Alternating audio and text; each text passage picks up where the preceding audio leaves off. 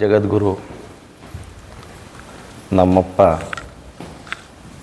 ಬಸವೇಶ್ವರರನ್ನು ಎನ್ನ ಹೃದಯ ಮಂದಿರದಲ್ಲಿ ಸ್ಮರಿಸಿಕೊಳ್ಳುತ್ತಾ ಯಾವ ಶಿವಲಿಂಗೇಶ್ವರ ವಿರಕ್ತ ಮಠದ ಕರ್ತು ಗದ್ದುಗೆ ಶಿವಲಿಂಗೇಶ್ವರರ ಕರ್ತೃತ್ವ ಶಕ್ತಿಗೆ ಹಣೆಮಣೆದು ಇತ್ತೀಚೆಗೆ ನಮ್ಮನ್ನೆಲ್ಲ ಅಗಲಿದ ಜ್ಞಾನಿಗಳು ಕಲ್ಲುಗಳಲ್ಲಿ ಬದುಕಿನ ಚಿತ್ರಣವನ್ನು ಜಗತ್ತಿಗೆ ಸಾರಿ ಅಚ್ಚಳಿಯದೆ ಬಸವ ಕಾರ್ಯವನ್ನು ಮಾಡಿ ನಮ್ಮನ್ನು ಅಗಲಿದ ಇಂಗಳೇಶ್ವರದ ವಚನ ಶಿಲಾಮಂಟಪದ ರೂವಾರಿಗಳಾದಂಥ ಚನ್ನಬಸವ ಮಹಾಸ್ವಾಮೀಜಿಗಳ ಪಾದಾರವಿಂದಕ್ಕೆ ಹಣೆ ಮಾಡಿದು ಇವತ್ತಿನ ಶರಣವೃತ ಬಳಗದಲ್ಲಿ ಅನುಪಸ್ಥಿತಿ ಪೂಜ್ಯರ ಶ್ರೀಮಂತ ಪ್ರಸಿದ್ಧಲಿಂಗ ಅಪ್ಪಾಜಿಯವರ ಪಾದಾರವಿಂದಕ್ಕೆ ಹಣೆ ಮಾಡಿದು ಮಹಾಗುರುಗಳಾದಂಥ ಮಡಿಕೇಶ್ವರ ಸರ್, ಆದಿಗೊಂಡ ಸರ್, ನಮ್ಮ ಎಲ್ಲ ಹಿರಿಯರು ಮತ್ತು ಈ ಲೈವ್ ಮೂಲಕ ನೋಡ್ತಿರ್ತಕ್ಕಂಥ ಎಲ್ಲ ನನ್ನ ಶರಣ ತಂದೆ ತಾಯಂದಿರು, ಅವರಿವರೆನ್ನದೇ ಸಕಲ ಜೀವರಾಶಿಗಳಿಗೂ ಶರಣಾರ್ಥಿಗಳನ್ನು ಸಲ್ಲಿಸಿ ಇವತ್ತು ನನಗೊಂದು ವಚನವನ್ನು ಮೊನ್ನೆ ಗುರುಗಳು ಮತ್ತು ಮಹಾಗುರುಗಳು ಸೇರಿ ಒಂದು ವಚನವನ್ನು ಕೊಟ್ಟಿದ್ದಾರೆ. ಆ ಒಂದು ವಚನವನ್ನು ವಿಶ್ಲೇಷಣೆಯನ್ನು ಮಾಡಲಿಕ್ಕೆ ಅದನ್ನು ಅಧ್ಯಯನ ಮಾಡಿ ಒಂದು 4-5 ದಿನದಿಂದ ಅದನ್ನು ಓದಿದಾಗ ಇಷ್ಟಲಿಂಗ ಮತ್ತು ಜಂಗಮಾರ್ಚನೆಯ ಒಂದು ಮಹತ್ವ ನನಗೆ ಭಾಳ ಅರಿವಾಯಿತು. ಆ ಹಾಡನ್ನು ನಾನು ಸಾಕಷ್ಟು ಬಾರಿ ವಚನವನ್ನು ಕೇಳಿದ್ದೆ, ಬರೀ ಕೇಳಿದ್ದೆ, ಆದ್ರೆ ನಿಜವಾಗಲೂ ಅದರ ಒಳಗೆ ಹೊಕ್ಕಿ ಏನೈತೆ ಅಂಥೇಳಿ ನೋಡಿದ್ದಿಲ್ಲ. ಇದರ ಸಾರ್ಥಕ್ಯ ಶರಣ ವೃತ್ತದ ಸಾರ್ಥಕ್ಯನೇ ಇಲ್ಲೇ ಅದ, ಮತ್ತೆ ಬೇರೇನೂ ಎಲ್ಲೇ ಇಲ್ಲ. ಭಾಳ ಆನಂದ ಅನ್ನಿಸ್ತದ. ಇಷ್ಟಲಿಂಗ ಅದರ ಮಹತ್ವ ಏನದ ಅಂಥೇಳಿ ಆ ದಿವ್ಯ ಅನುಭವದಿಂದ ಇಷ್ಟಲಿಂಗವನ್ನು ಹೃದಯದಲ್ಲಿ ಸ್ಮರಣೆ ಮಾಡಿಕೊಂಡು ನೋಡ್ತಾ ನೋಡ್ತಾ ನೋಡ್ತಾ ಕಾಯಕ ದಾಸೋಹ ಮತ್ತು ಸಮಾಜದಲ್ಲಿ ನಾವು ನಡೀತಾ ಹೋದಾಗ ಹೇಗೆ ಎಲ್ಲವನ್ನು ಗೆಲ್ಲಬಹುದು ಅಂಥೇಳಿ ಅರ್ಥ ಆಯ್ತು ನನಗೆ. ಅದನ್ನೇ ನಾನು ಇಲ್ಲಿ ಅಕ್ಷರಶಃ ಶಬ್ದಶಃ ಅದನ್ನು ನಿಮಗೆ ತಿಳಿಸ್ಲಿಕ್ಕೆ ನಾನು ಶಕ್ತ್ಯಾನುಸಾರ ಪ್ರಯತ್ನ ಮಾಡ್ತೀನಿ. ಏಕೆಂದರೆ ನಾವು ಬರೆಯುವ ಸಾಹಿತ್ಯನೇ ಬೇರೆ, ನಮ್ಮ ಅಪ್ಪ ಬಸವಣ್ಣನವರು ಬರೆದಂಥ ಸಾಹಿತ್ಯವೇ ಬೇರೆ. ಎಂಥೆಂಥ ಪದಗಳನ್ನು ಎಷ್ಟೆಷ್ಟು ಅರ್ಥವತ್ತಾಗಿ ಅವರು ಈ ಸಮಾಜಕ್ಕೆ ಕೊಟ್ಟು ಹೋಗಿದ್ದಾರಂದ್ರೆ ಅದು ನಾವು ಇನ್ನೂ ವಚನಗಳನ್ನು ಓದಲಾರ್ದೇ ಹೋಗ್ತೇವಲ್ಲಪ್ಪ ಅಂಥೇಳಿ ನನ್ನಲ್ಲಿ ಈ ಕಾಡ್ಲಾಕತ್ತದು. ಸುಪ್ರಭಾತ ಸಮಯದಲ್ಲಿ ಅಂದ್ರೆ ನಾವೆಲ್ಲ ಈ ಬ್ರಾಹ್ಮಿ ಮುಹೂರ್ತ ಅಂತ ಹೇಳಿ ಬರ್ತದೆ, 3 ರಿಂದ 6 ಗಂಟೆ ಅಂಥೇಳಿ. ಸಹಜವಾಗಿ ಸುಪ್ರಭಾತ ಸಮಯದಲ್ಲಿ ಅಂತಂದ್ರೆ ಈ ಬೆಳಗಿನ ಸಮಯದಲ್ಲಿ ಅರ್ತಿಯಲ್ಲಿ ಲಿಂಗವಾನೆನೆ ಅಂದ್ರೆ ಒಂದು ಶಬ್ದಾಶ ನಾನು ಮೊದಲು ಹೇಳಿಬಿಡ್ತೀನಿ ನಿಮಗೆ. ಇಲ್ಲಿ ಸುಪ್ರಭಾತ ಸಮಯದಲ್ಲಿ ಅಂತ ಎಲ್ಲರಿಗೂ ಗೊತ್ತಾಯಿತು. ಅರ್ತಿಯಲ್ಲಿ ಲಿಂಗವ ನೆನೆದರೆ ಅಂತಂದ್ರೆ ಏನು? ಅರ್ತಿಯಲ್ಲಿ ಅಂದ್ರೆ ಪ್ರೀತಿಯಿಂದ ಲಿಂಗವವನ್ನು ನೆನೆಯೋದು. ಪ್ರೀತಿ ಇಲ್ಲ ಅಂದ್ರೆ ಏನಾಗ್ತದೆ ರೀ? ನಮ್ಮ ಹುಟ್ಟಿದ ಮಕ್ಕಳೇ ನಮ್ಮ ಸನಿಯಕ್ಕೆ ಬರುವುದಿಲ್ಲ. ಪ್ರೀತಿ ಇಲ್ಲ ಅಂದರೆ ಯಾರು ಊಟ ಮಾಡಿಸ್ತಾರೆ ಕೆಲವೊಬ್ಬರು. ನಾವು ಅಂತಿರ್ತೀವಿ ಮನ್ಯಾಗ ಸ್ವಾಭಾವಿಕವಾಗಿ ಮನಸ್ಸಿನಾಗಾರ ಅಂತಿರ್ತೀವಿ, ಅವ್ರ ಬದಲಿ ಅಕ್ಕಿಯಾರ ಇದ್ರ, ಹೆಂಡತಿ ಬದಲಿ ತಾಯಿಯಾರ ಇದ್ರ, ಇವು ತಾಯಿ ಹೆಂಡತಿ ಬದಲಿ ಒಂದು ಮಗಳರ ಇದ್ರ ಅಂದ್ರೆ ಆ ಪ್ರೀತಿಯಿಂದ ಏನು ಉಣಬಡಿಸೋದಾಗಿರ್ಬೋದು, ಪ್ರೀತಿಯಿಂದ ಕಾಣೋದಾಗಿರ್ಬೋದು, ಆ ಪ್ರೀತಿಗೆ ಒಂದು ಅರ್ಥದದು. ಸುಮ್ಮನೆ ಆ ಪ್ರೀತಿಗೆ ಒಂದು ವ್ಯಾಖ್ಯಾನ ಕೊಟ್ಟಿದ್ದಾರೆ ಸಾಕಷ್ಟು ಕವಿಗಳು, ಅದು ಭಾಳ ವಿಶಾಲ ಅದದು. ಅಂದರೆ ಇಲ್ಲಿ ಇಷ್ಟಲಿಂಗವನ್ನು ನಾವು ಯಾವ ರೀತಿ ಪೂಜಿಸ್ಬೇಕಂದ್ರೆ ಪ್ರೀತಿಯಿಂದ ಪೂಜಿಸ್ಬೇಕು. ಅಂದ್ರೆ ಮಾತ್ರ ಆ ಲಿಂಗಯ್ಯ ನಮಗೆ ಒಲಿಲಿಕ್ಕೆ ಸಾಧ್ಯ ಅದ. ಈ ರೀತಿ ನಾವು ಪ್ರೀತಿಯಿಂದ ಲಿಂಗಯ್ಯನನ್ನು ಒಲಿದಿದ್ದೇ ಕರೆ ಆದ್ರೆ ತಪ್ಪುವವು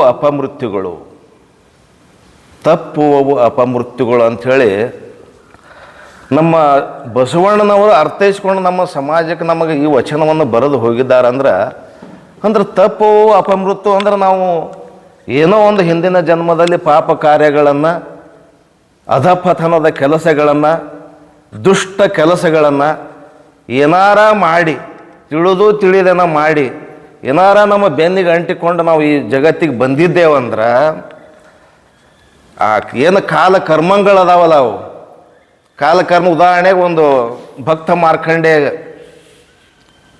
ಮೃತ್ಯು ಬಂದಿತ್ತು. ಕಾಲದು ಕೆಟ್ಟ ಕಾಲ. ಇವತ್ತು ಆದಿಶಂಕರಾಚಾರ್ಯರು ಕೂಡ ಕೆಟ್ಟ ಕಾಲ, ಮೊಸಳೆಯಿಂದ ಅವರು ರಕ್ಷಣೆ ಪಡೆದರು. ಅದಕ್ಕೆ ನಾವು ಬೆನ್ನಿಗೆ ಏನಾದರೂ ಕೆಟ್ಟ ಪಾಪ ಕರ್ಮಗಳನ್ನು ನಾವು ಕಟ್ಟಿಕೊಂಡು ಈ ಭೂಮಿಗೆ ಬಂದಿದ್ದೇವಂದ್ರೆ ಪ್ರೀತಿಯಿಂದ ಲಿಂಗಯ್ಯನನ್ನು ಅಂದ್ರೆ ಅರ್ತಿಯಲ್ಲಿ ಪ್ರೀತಿಯಿಂದ ಲಿಂಗಯ್ಯನನ್ನು ನೆನೆದಿದ್ದೇ ಕರೆ ಆದ್ರೆ ಈ ಎಲ್ಲ ಪಾಪ ಕಾರ್ಯಗಳು ಹೋಗ್ತಾವು, ದೂರ ಆಗ್ತಾವ ಅಂತೇಳಿ ಅಪ್ಪ ಬಸವಣ್ಣನವರು ಕಲ್ಪನೆ ಮಾಡಿಕೊಂಡು ನಮಗೆ ಈ ವಚನವನ್ನು ಕೊಟ್ಟು ಹೋಗಿದ್ದಾರೆ. ಎಂಥ ಒಂದು ವಚನ. ಮತ್ತು ಇಲ್ಲಿ ಸ್ವಾಭಾವಿಕವಾಗಿ ಅಗಳ ಹೇಳಿದೆ ನಾನು, ಸುಪ್ರಭಾತ ಸಮಯದಲ್ಲಿ ಅಂತಂದ್ರೆ ಬೆಳಗಿನ ಜಾವ ಅಂಥೇಳಿ ಅಂದ್ಕೊಂಡು ಬಿಟ್ಟಿದ್ದೇವೆ ನಾವೆಲ್ಲ. ಅದಕ್ಕೊಂದು ಶರಣರು ಇನ್ನೊಂದು ವ್ಯಾಖ್ಯಾನ ಕೊಟ್ಟಿದ್ದಾರೆ ಗುರುಗಳೇ. ಏನು ಕೊಟ್ಟಿದ್ದಾರೆ ಅಂದ್ರೆ, ಸುಪ್ರಭಾತ ಅಂದ್ರೆ ಈ ಮನುಷ್ಯನ ಬಾಲ್ಯಾವಸ್ಥೆ. ಸುಪ್ರಭಾತ ಸಮಯದಲ್ಲಿ ಅಂದ್ರೆ ಮನುಷ್ಯನ ಬಾಲ್ಯಾವಸ್ಥೆ ಅಂದ್ರೆ ಮಗು ಇರುವಾಗ, ಶಿಶು ಇರುವಾಗ ಅಂದ್ರೆ ಮಕ್ಕಳಿರುವಾಗಲೇ ಅವರಿಗೆ ಲಿಂಗಯ್ಯನ ಒಂದು ಸಂಸ್ಕಾರವನ್ನು ಕೊಟ್ಟರೆ ಅಂದ್ರೆ ಅವನ ಸುಪ್ರಭಾತ ಸಮಯದು, ಆ ಮಗುವಿನ ಸುಪ್ರಭಾತ.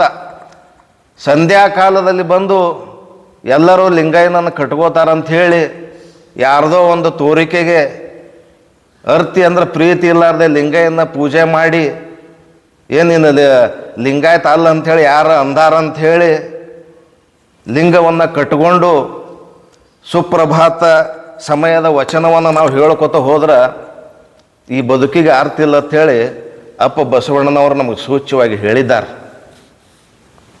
ಎಷ್ಟು ಜನ ಇವತ್ತು ಸುಪ್ರಭಾತ ಸಮಯದಲ್ಲಿ ನಾವು ಬ್ರಾಹ್ಮಿ ಮುಹೂರ್ತದಾಗ ಹೇಳ್ತೀವಿ ಅಂಥೇಳಿ ಇವತ್ತು ಆತ್ಮಾವಲೋಕನ ಮಾಡಿಕೊಳ್ಬೇಕಾಗಿದೆ. ಇವತ್ತಿನ ದಿನದಲ್ಲಿ ನನ್ನ ಹಿಡ್ಕೊಂಡೆ ನಾವೊಬ್ಬ ಯೋಗ ಮಾಡೋದು ಅಂತ ಕಾಲಮಾನದಾಗ ಇದ್ದುಕೊಂಡು ಕೂಡ ಯಾಕೆ ಬ್ರಾಹ್ಮಿ ಮುಹೂರ್ತದ ಸವಿ ಸುಖ ಆನಂದ ನಮಗೆ ಸಿಗ್ತಾ ಇಲ್ಲ ಅಂಥೇಳಿ ಈ ಆಧುನಿಕ ಕಾಲ ಜಂಜಾಟದಲ್ಲಿ ವ್ಯಥೆ ಆಗ್ತಾ ಇದೆ ನೋಡಿದ್ರಿ ಇವತ್ತಿನ ದಿನದಲ್ಲಿ.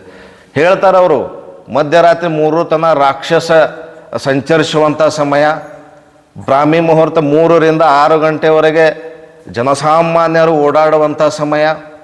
ಹೇಳ್ರಪ್ಪ, ಈ 3 ರಿಂದ 6 ಗಂಟೆ ಒಳಗೆ ಹೇಳ್ರಿ, ಇದರ ಬ್ರಾಹ್ಮಿ ಮುಹೂರ್ತದ ಆನಂದವನ್ನು ಪಡೀರಿ, ಈ ಸೂರ್ಯ ರಶ್ಮಿ ಆನಂದವನ್ನು ಪಡಿ ಅಂತ ಎಲ್ಲ ಬಲ್ಲವರು ಹೇಳ್ತಾರೆ. ನಮ್ಮ ಪೂಜ್ಯರು ಎಲ್ಲ ಹೇಳೇ ಹೋಗಿದ್ದಾರೆ, ಚನ್ನಬಸವ ಅಪ್ಪಾಜಿಯವರ ಆದಿಯಾಗಿ. ಆದರೂ ನಮಗೆ ಆಗ್ತಾ ಇಲ್ಲ. ಮತ್ತು ಪ್ರೀತಿಯಿಂದ ಲಿಂಗಯ್ಯನನ್ನು ಎಷ್ಟು ನಾವು ಶಾಂತ ರೀತಿಯಿಂದ, ಸಮಚಿತ್ತದಿಂದ, ಆನಂದದಿಂದ, ತಾಳ್ಮೆಯಿಂದ ಅವನನ್ನು ಸ್ಮರಣೆ ಮಾಡಿ ಪೂಜೆ ಮಾಡ್ಕೋತೇವೆ ಅನ್ನೋದು ಕೂಡ ನಮ್ಮಲ್ಲಿ ಒಂದು ಕ್ಲಿಶೆಯಾಗಿ ಕಾಡ್ತಾ ಇದೆ ಇವತ್ತಿನಿಂದಲೇ. ಅದೇನೇ ಇರಲಿ, ಮುಂದೆ ಹೋಗ್ತಾರ. ದೇವ ಪೂಜೆಯ ಮಾಟ ಧುರಿತ ಬಂಧನ ದೂಟ ಶಂಭು ನಿಮ್ಮಯ ನೋಟ ಹಿಂಗದ ಕಣ್ಬೇಟ. ಹೇಳಿದ್ನಲ್ಲ, ಈ ಲಿಂಗಯ್ಯನನ್ನು ಆ ತದೇಕ ಚಿತ್ತದಿಂದ ನಮ್ಮ ಮಹಾಗುರುಗಳು ಹೇಳ್ತಾನೆ ಇರ್ತಾರೆ. ಇಷ್ಟಲಿಂಗವನ್ನು ತದೇಕ ತೀಕ್ಷ್ಣ ದೃಷ್ಟಿಯಿಂದ ನೋಡಿ ಆನಂದಪಟ್ಟು ಆ ದುರಿತ ಬಂಧನ ಏನು ಎಲ್ಲ ಹೋಗಿಬಿಡ್ತಾವೆ. ನಮಗೆ ಅಂಟಿಕೊಂಡಂಥ ಎಲ್ಲ ದುರಿತ ಬಂಧನಗಳು ನಮ್ಮನ್ನು ಬಿಟ್ಟು ಓಟ, ಆ ನೋಟುಗಳೆಲ್ಲ ಓಡಿ ಹೋಗಿಬಿಡ್ತಾವೆ. ಶಂಭು ನಿಮ್ಮಯ್ಯ ನೋಟ ಅಂದ್ರೆ ಅದರಲ್ಲಿ ಬೇರೆ ಏನೂ ಇಲ್ಲ, ಲಿಂಗಯ್ಯನಲ್ಲಿ ಶಿವ ಇರ್ತಾನೆ ಶಂಭು. ಅವನನ್ನು ನೋಡುವಂಥ ದೃಷ್ಟಿಕೋನ ಪರಿಶುದ್ಧವಾಗಿ ಅವನನ್ನು ನೋಡಿದ್ರೆ ನಮ್ಮ ಗಂಡಿಗೊಂಡಂಥ ದುರಿತ ಬಂಧನಗಳು ಎಲ್ಲ ಹೋಗ್ತಾವು. ಅದು ದೇವ ಪೂಜೆಯಾಗಿ ನಮ್ಮನ್ನು ಸದಾ ಆನಂದದಲ್ಲಿ ಇಡ್ತದೆ ಅಂತಕ್ಕಂಥದ್ದು. ಸದಾ ನಾವು ಶಿವಲಿಂಗ ಸನ್ನಿಹಿತವಾಗಿರಬೇಕು. ಇದು ಬಿಟ್ಟರೆ ಬೇರೆ ಏನೂ ಇಲ್ಲ. ಆಗಲೇ ಹೇಳ್ದಂಗೆ ತೋರಿಕೆಗೆ ಈ ಒಂದು ಲಿಂಗಾಯತ ಧರ್ಮದಲ್ಲಿರ್ತಕ್ಕಂಥ ಈ ಒಂದು ಇಷ್ಟಲಿಂಗ ಕಲ್ಪನೆ ಸಾಕಾರವಾಗಲಿಕ್ಕೆ ಸಾಧ್ಯನೇ ಇಲ್ಲ. ಅವರು ಹೇಳ್ತಾರೆ ಮುಂದೆ, ಶರಣೆಂದು ನಂಬುವುದು ಜಂಗಮಾರ್ಚನೆಯ ಮಾಠ. ಇಲ್ಲಿ ಭಾಳ ಮುಖ್ಯ ಬರ್ತದೆ ಇದು. ಮುಂದೆ ನಂಬಬೇಕು ನಾವು. ನಂಬದೇ ಇದ್ರೆ ಈ ಬದುಕಿನಲ್ಲಿ ಶೂನ್ಯ ಇದೆ ಪ್ರತಿಯೊಂದರಲ್ಲಿ ಕೂಡ. ನಂಬಿಕೆ ಇಟ್ಟು ನೋಡು ಅಂತ ಹೇಳ್ತಿರ್ತಾರೆ, ನಾವು ಅಂತಿರ್ತೀವಿ.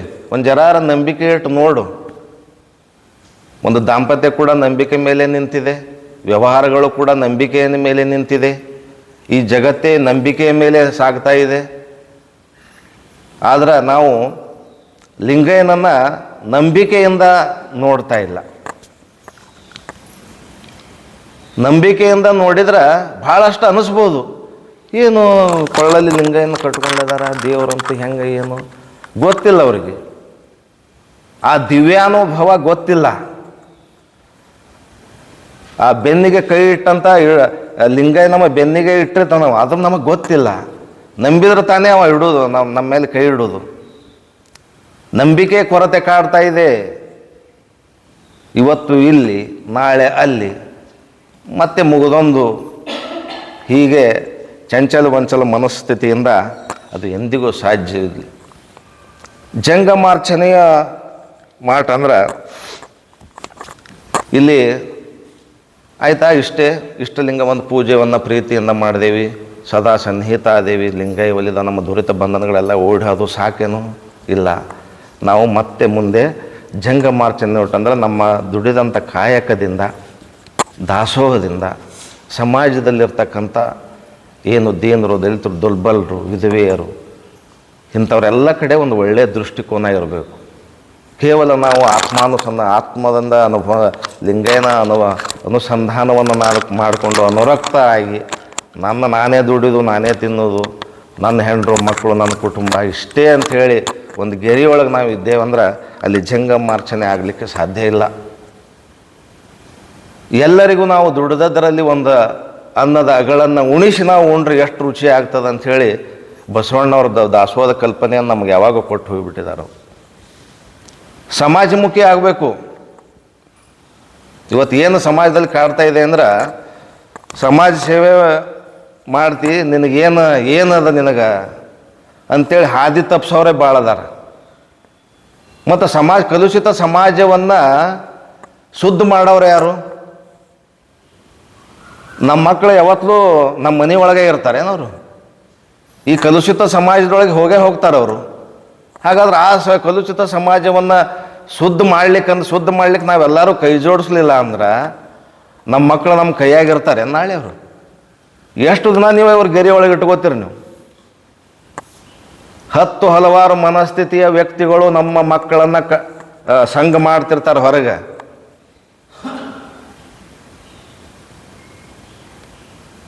ಹಾಗಾದ್ರೆ ವಚನ ಸಾಹಿತ್ಯವನ್ನು, ಉತ್ತಮ ಸಾಹಿತ್ಯವನ್ನು ನಾವು ಈ ಜಗತ್ತಿಗೆ ಮತ್ತು ಈಗಿನ ಯುವಕರಿಗೆ ಬಹಳ ಮುಟ್ಟಿಸ್ತಕ್ಕಂಥ ಒಂದು ದೊಡ್ಡ ಕಾರ್ಯ ಇದೆ.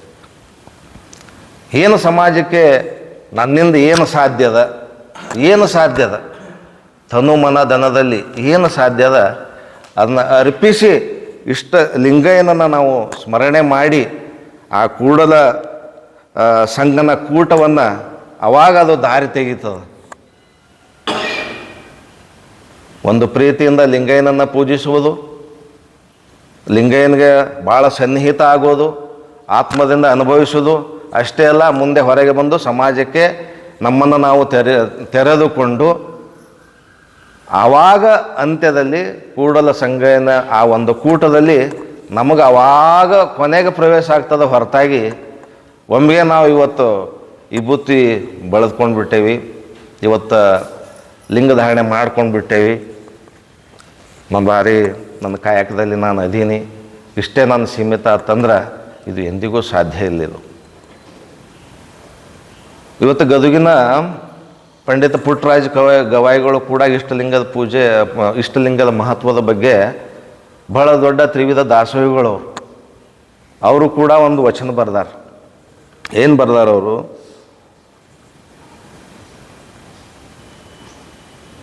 ಭಾಳ ಚಂದ ಬರ್ದಾರ. ಇಷ್ಟಲಿಂಗ ಹೋದರೆ ಪ್ರಾಣ ಹೋಗಬೇಕು,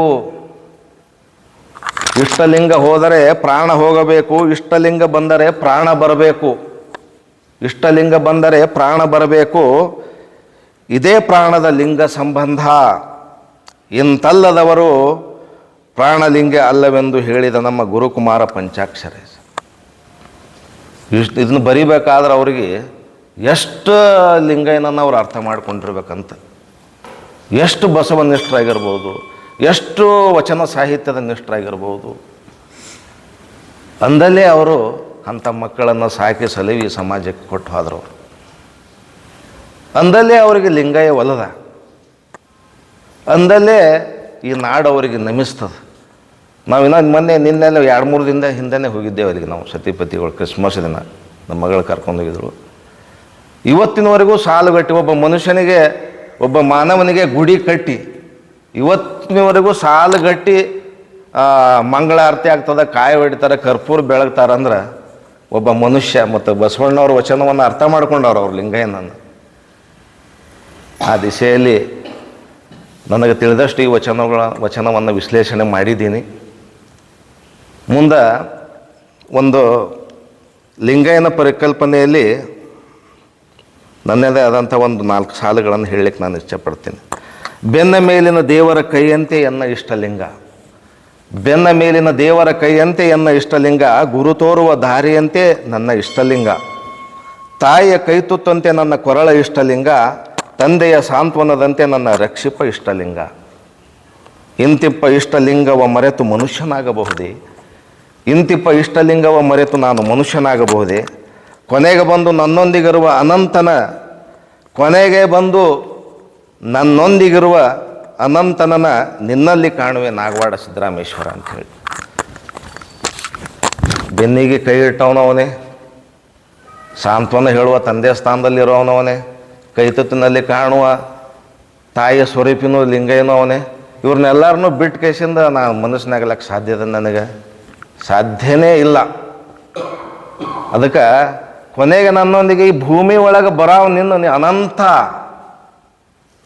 ಅನಂತನೂ ನೀನೇ ನನ್ನ ಪಾಲಿಗೆ, ಇಂಥ ಅನಂತನನ್ನು ನಿನ್ನಲ್ಲಿ ನಾನು ಏನು ಗುಡ್ಡದಾಗ ಕೂತನಲ್ಲ ಅಂಥಲ್ಲಿ ಕಾಣ್ತೀನಪ್ಪ ಅಂತಕ್ಕಂಥ ಭಾವವನ್ನು ನಿಮ್ಮೊಂದಿಗೆ ಹಂಚಿಕೊಳ್ಳಾಕ ನನಗೆ ಭಾಳ ಸಂತೋಷ ಮತ್ತು ಈ ಸಂದರ್ಭಕ್ಕೆ ನೆನಪಾಗ್ತದೆ. ಕೊನೆಯದಾಗಿ ಈ ಸಮಾಜಕ್ಕೆ ಈ ಒಂದು ಶರಣವೃಥ, ಒಂದು ಸಮಾನತೆ ಪೀಠದ ಮೇಲೆ ಅಪ್ಪಾಜಿಯವರು ಭಾಳ ಒಳ್ಳೆಯ ಒಂದು ಸಮಾಜಮುಖಿ ಕಾರ್ಯವನ್ನು ಕಟ್ಟಿ, ಅನುಭವ ಇಲ್ಲದೇ ಇದ್ದರೆ ಸಮಾಜ ಪರಿಪೂರ್ಣತೆ ಸಾಧಿಸಲಿಕ್ಕೆ ಸಾಧ್ಯ ಇಲ್ಲ ಅಂತಕ್ಕಂಥ ಒಂದು ನಿರ್ಧಾರದ ಮೇಲೆ ಇಲ್ಲಿ ಕುಳಿತು ಯಾರು ಆದರ್ಶ ದಂಪತಿಗಳಂಥೇಳಿ ಒಂದು 8 ಸಾಲ ಹೇಳಿ ನನ್ನ ಮಾತುಗಳಿಗೆ ನಾನು ವಿರಾಮ ಕೊಡ್ತಾಯಿದ್ದೀನಿ.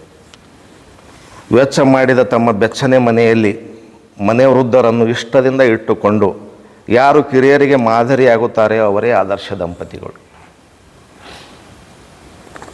ವೆಚ್ಚ ಮಾಡಿದ ತಮ್ಮ ಮನೆಯಲ್ಲಿ, ಬೆಚ್ಚನೆ ಮನೆಯಲ್ಲಿ ಮನೆ ವೃದ್ಧರನ್ನು ಇಷ್ಟದಿಂದ ಇಟ್ಟುಕೊಂಡು ಯಾರು ಕಿರಿಯರಿಗೆ ಮಾದರಿಯಾಗುತ್ತಾರೆ ಅವರೇ ಆದರ್ಶ ದಂಪತಿಗಳು. ಒಡ ಹುಟ್ಟಿದ ವಿಧವೆ ಅಕ್ಕ ತಂಗಿಯರ ವಿಧುರ ಮೈದುನ ಬುದ್ಧಿಮಾಂದ್ಯರ, ಒಡ ಹುಟ್ಟಿದ ವಿಧವೆ ಅಕ್ಕ ತಂಗಿಯರ ವಿಧುರ ಮೈದುನ ಬುದ್ಧಿಮಾಂದ್ಯರ, ಅವರನ್ನು ಅಡವಿಗಟ್ಟದೆ, ಅವರನ್ನು ಅಡವಿಟ್ಟು ದುಡಿಸದೆ, ಅವರನ್ನು ಅಡವಿಗೆ ಅಟ್ಟದೆ, ಅವರನ್ನು ಅಡವಿಟ್ಟು ದುಡಿಸದೆ ತಮ್ಮೊಡವೆ ಹಾಕಿ, ತಮ್ಮೊಡವೆ ಅವರಿಗೆ ಹಾಕಿ ತಮ್ಮಂತೆ ಕಾಣುವ ಲಿಂಗಾಂಗ ಸಮರತಿಗಳೇ ನಿಜ ಆದರ್ಶ ದಂಪತಿಗಳು.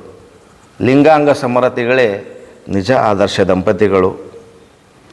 ಹರಿದು ಬರುವ ನಾದಿನಿ ನೆಗಣ್ಣಿಯರ ಶಿಶುಗಳನ್ನು, ಹರಿದು ಬರುವ ನಾದಿನಿ ನೆಗಣ್ಣಿಯರ ಶಿಶುಗಳನ್ನು, ನೀರಿಗೆ ಬಂದ ಸಹೋದರರ ಹಸುಗಳನ್ನು, ನೀರಿಗೆ ಬಂದ ಸಹೋದರರ ಹಸುಗಳನ್ನು ಹೆದರಿಸದೆ ಬೆದರಿಸದೆ ದಯೆ ತೋರುವವರೇ, ಹೆದರಿಸದೆ ಬೆದರಿಸದೆ ದಯೆ ತೋರುವವರೇ ನಿಜ ಆದರ್ಶ ದಂಪತಿಗಳು.